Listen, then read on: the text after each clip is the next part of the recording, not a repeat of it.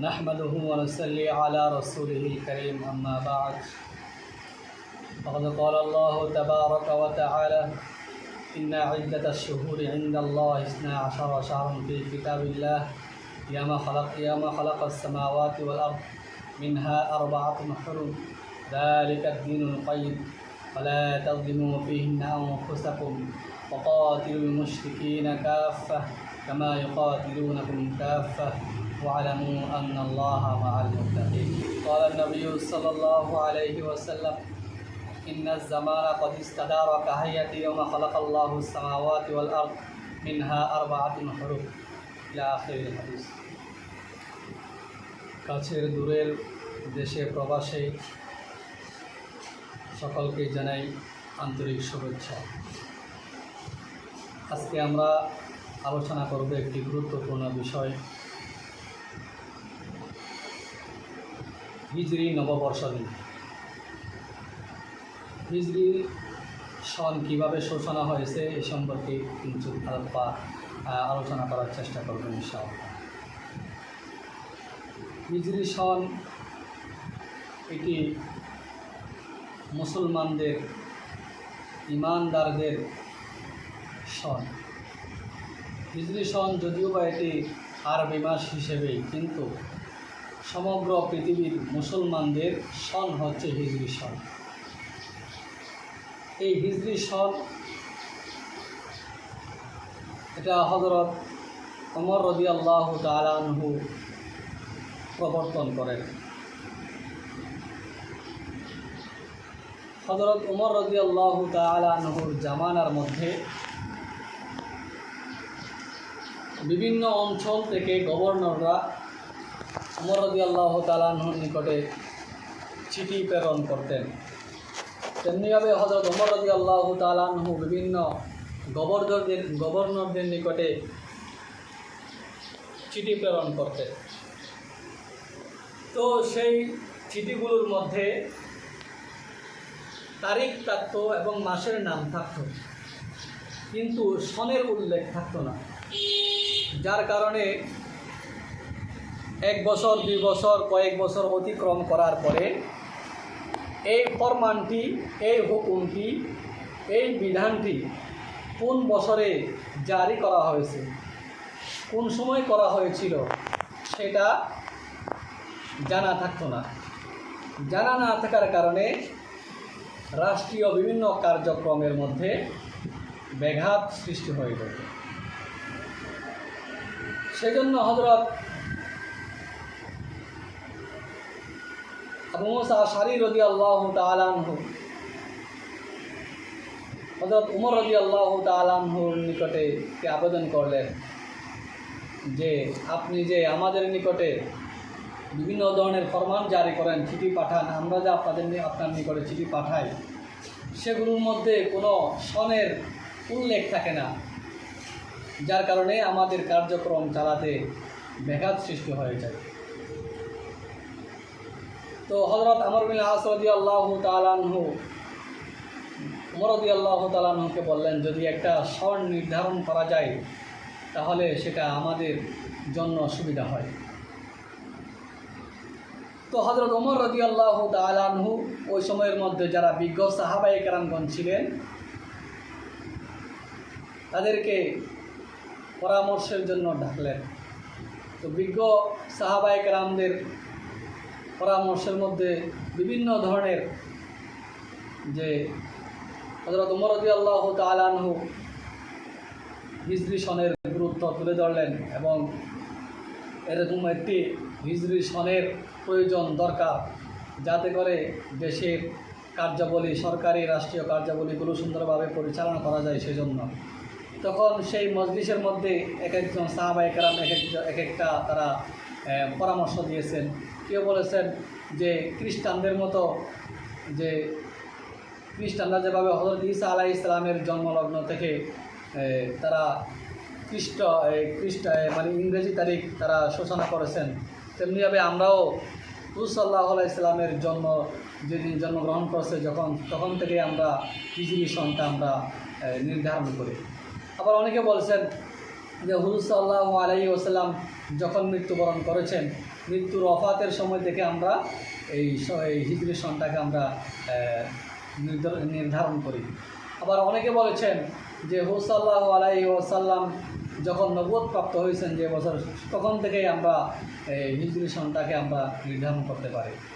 শেষ পর্যন্ত হযরত আলী রাদিয়াল্লাহু তাআলা আনহু বলেছেন যে হিজরত হচ্ছে আমাদের একটি মুসলিম ইতিহাসের একটি বড় একটি মাইলস্টোন। আল ফারিকু বাইনাল হকি ওয়াল বাতিল, হক এবং বাতিলের মধ্যখানে পার্থক্যকারী একটি অন্যতম বিষয় হচ্ছে, ঘটনা হচ্ছে এই হিজরত। তো হিজরতকে আমরা এই হিজরতের সময় থেকে আমরা হিজরি সনের বছর আমরা নির্ধারণ করতে পারি।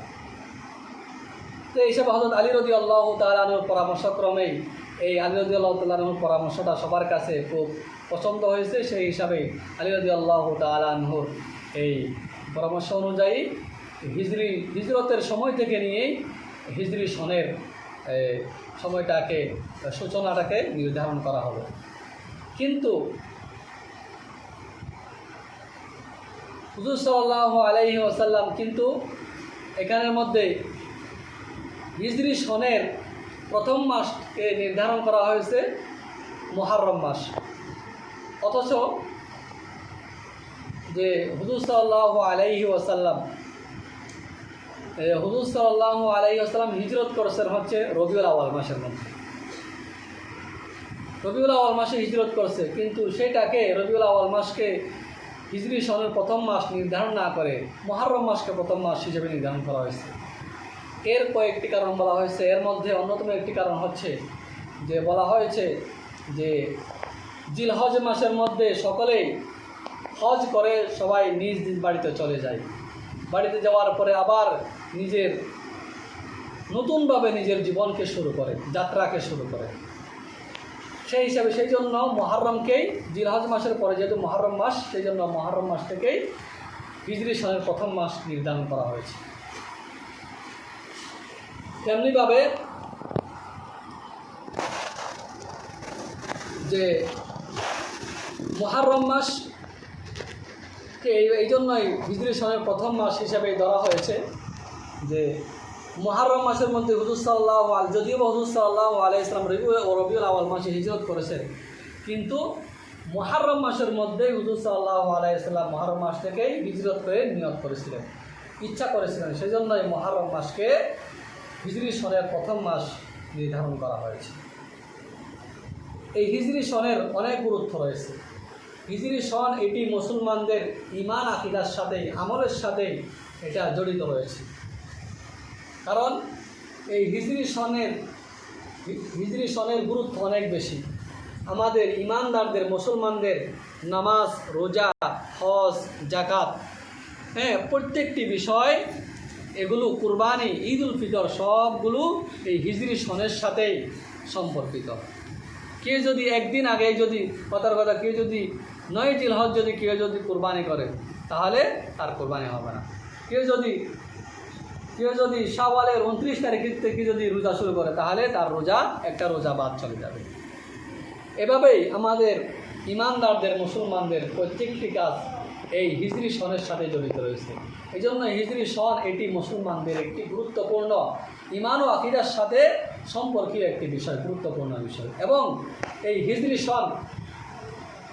সনের হিসাব রাখা, হিজরি তারিখ গণনা করা, এটা ফুকাহায়ে কেরামগণ বলেছেন এটা ফরজে কিফায়া।